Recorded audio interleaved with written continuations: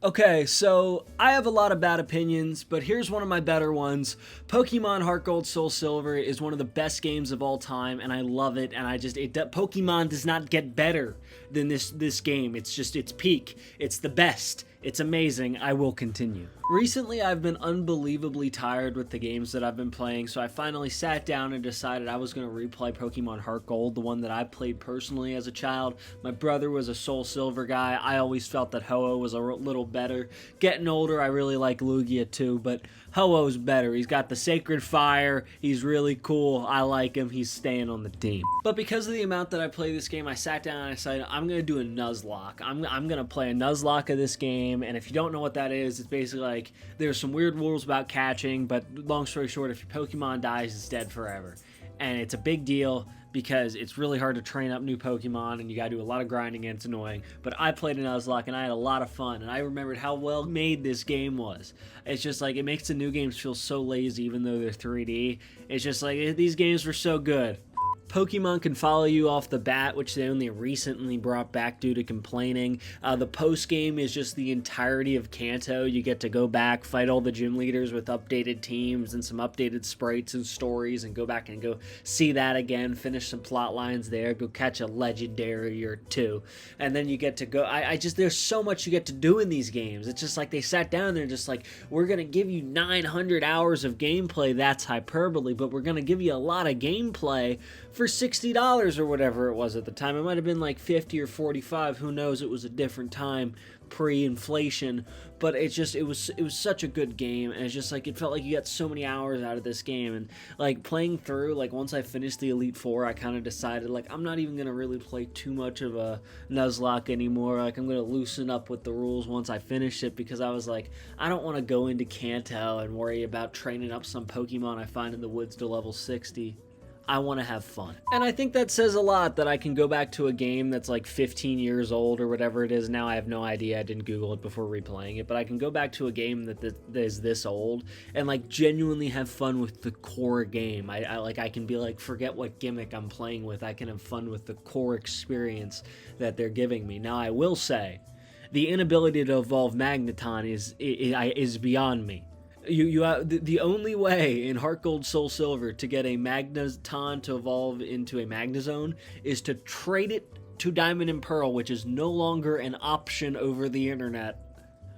Not that I'm playing on a DS anyway, but it's no longer an option over the internet. And trade it back to the game I'm playing now. I was so heartbroken. To be fair, Magneton is a base 120 special attack anyway. Like, it's not a big drop-off from the 130 of Magnezone, but I want the big guy. It irritates me. There's so many, like, cut off like evolution lines in this game. Like, I had a Graveler that died on me that was never going to be a golem anyway. There's just Electabuzz, Magmar. Those are evolution lines you can't evolve without trading, I believe. It's just, this game is just, it's so good, but so many of the encounters playing Nuzlocke style, I could do nothing with. It was just like, it's awesome for the first like 3, 4, 5 gyms, but after that, it's just like, I got a Graveler.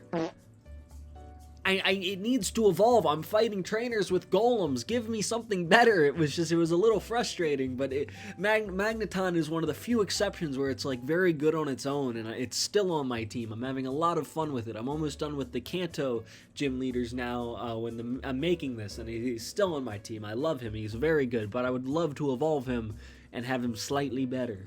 But without a doubt, this game is a masterpiece. I can't imagine a world why I didn't play this as a kid. There's the amount of fun that I got out of this game, the way that I screamed when I was walking through that cave and a shiny Geodude came to my tiny little team at the time of just like a Croconaw and something else that I don't remember. The way that influenced me, the way that impacted the way that I go about my day-to-day life is unparalleled. This game, it will change generations. It's amazing. It's a huge influence. I respect it. Going into this Elite Four, I had Maggie the Magnezone, I had Paris the Parasect, Chirp the Pidgeot, Redrum the Gyarados, Squilly the Tentacruel, and then I had Hope the Ho-Oh, and I called her Hope because at the time my team needed much work. Tentacruel had yet to evolve, Redrum was not the level he needed to be, and there was so much that needed to be done, and somehow I pulled through this amazing Elite Four run, and just the amount of fun I'm having is immense.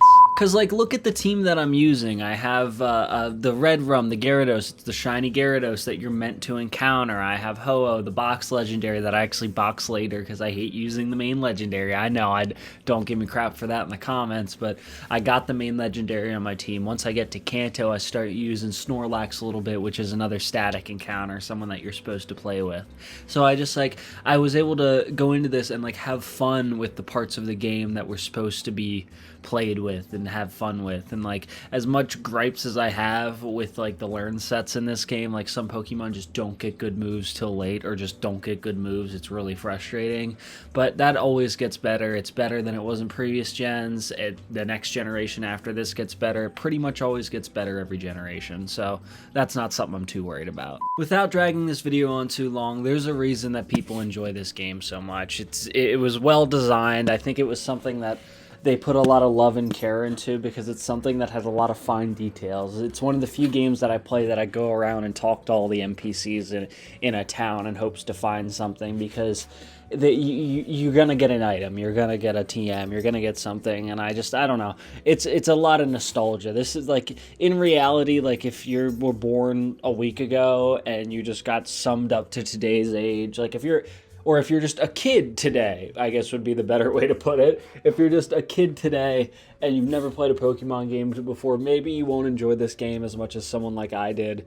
But it's just, I don't know, I really enjoy it, and I think it's better than Sword and Shield. I think it's definitely better than like a Sun and Moon. I can't remember many Pokemon games that I can sit down and have more fun than I truly have had playing this one. So what can you do, you know?